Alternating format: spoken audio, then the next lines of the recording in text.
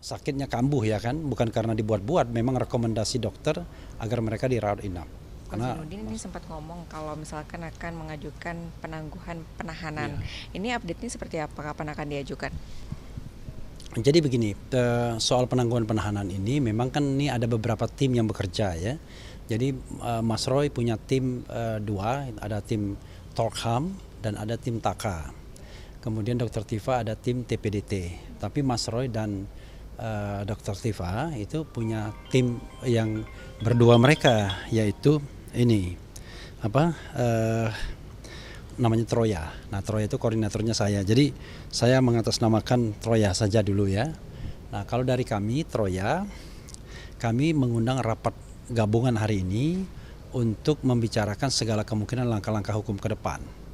Salah satunya ya itu penangguhan penahanan, karena penangguhan penahanan dan juga garis miring tidak ditahan karena ada pelimpahan nanti, itu adalah prioritas kami sekarang ini. Karena bagaimanapun nggak enak ditahan kan, apalagi kalau kita bicara tentang azas presumption of innocence. Mereka kan belum tentu bersalah, ini kan ranah gray area, bukan peristiwa seperti pembunuhan, perampokan, korupsi dan lain sebagainya, tapi ini adalah sebuah perbedaan pendapat, kebebasan menyampaikan opini dan kemudian dikriminalisasi. Makanya kemudian bagi saya pribadi ya, kalau kriminalisasi seperti ini, ya 1 hari ditahan pun sudah tidak layak. Bahkan sejak awal saya mengatakan kalau kasus ini ditindaklanjuti dengan penyelidikan dan penyidikan saja nggak layak. Karena ini adalah ada warga negara nanya mengenai keaslian ijazah dari mantan kepala negara. Salahnya di mana? Kan tinggal dibuktikan saja. Kalau memang tidak benar, katakan. Kalau benar, katakan. Nah, masalahnya adalah sejauh ini kan ada sikap yang tidak transparan dari Pak Jokowi, mengatakan nanti saya akan sampaikan di pengadilan. Kok nanti? Padahal kalau kita bicara tentang prinsip good governance, clean government, tidak semua urusan itu harus ke pengadilan. Kalau dia tunjukkan dan itu membuktikan bahwa memang benar ijazahnya asli, orang akan percaya. Tapi ketika berliku-liku seperti ini, sudah setahun seperti ini, ya orang makin percaya bahwa ijazahnya tidak asli. Nah, inilah yang kelihatannya mau diredam dengan menangkap dan menahan Roy Suryo dan Dr. Tifa. Karena itu ya tentu kita akan mengupayakan langkah-langkah hukum agar ada keadilan bagi mereka dengan prinsip presumption of innocence. Mereka belum tentu bersalah dan tindak pidana yang dituduhkan kepada mereka pun juga tindak pidana dalam gray area yang masih debatable apakah ini benar-benar tindak pidana atau bukan. Sekali lagi, kalau itu pembunuhan, perampokan, penganiayaan, korupsi, ya kita mau bilang apa. Tapi ini adalah pernyataan pendapat berdasarkan hasil penelitian yang mereka lakukan, berdasarkan ekspertis mereka masing-masing. Sejauh ini sudah ada yang menyatakan kesediaannya untuk memberikan jaminan penangguhan? Banyak. Ada beberapa nama yang barangkali apakah kami sebutkan atau tidak ya. Oke, yang barangkali yang tidak keberatan disebutkan karena dari awal antusias sekali seperti di Profesor Din Samsudin misalnya, itu bersedia memberikan. Ada juga, saya tidak sebutkan namanya secara spesifik, dua mantan ketua Mahkamah Konstitusi misalnya, itu juga memberikan jaminan. Jadi jaminan itu kita sudah siapkan sesungguhnya, tetapi tentu eskalasinya harus lebih meningkat ketika sudah ada penahanan seperti ini.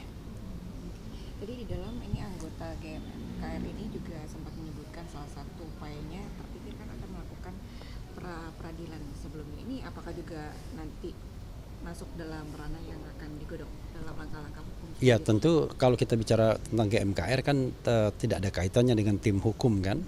Ini adalah kelompok masyarakat yang punya aspirasi sendiri dan silahkan kan, kita tidak bisa melarang kelompok-kelompok masyarakat, civil society menyampaikan aspirasi masing-masing.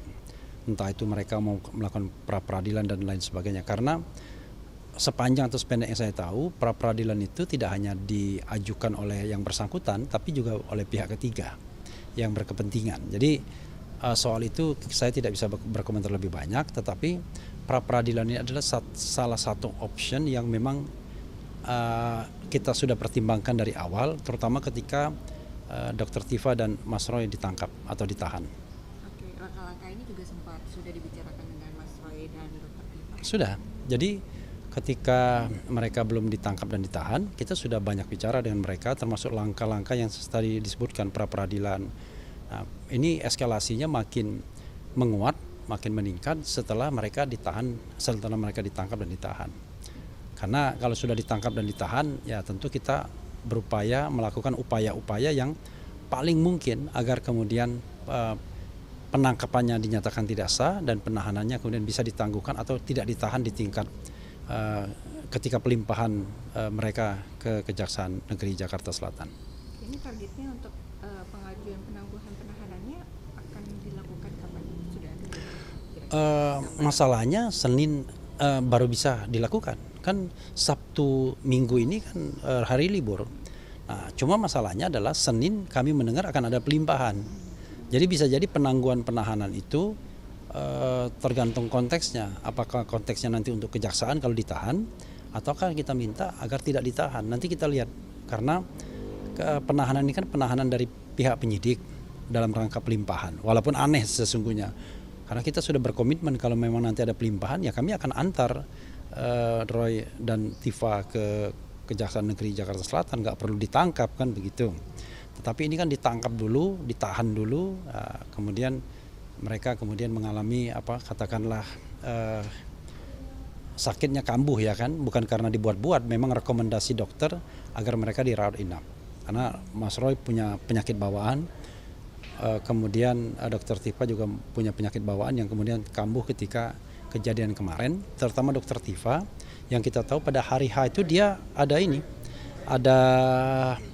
ujian seminar hasil dari disertasinya. Bisa bayangkan stresnya. Kita tidak ada kasus seperti ini saja menghadapi ujian disertasi ya pasti stres.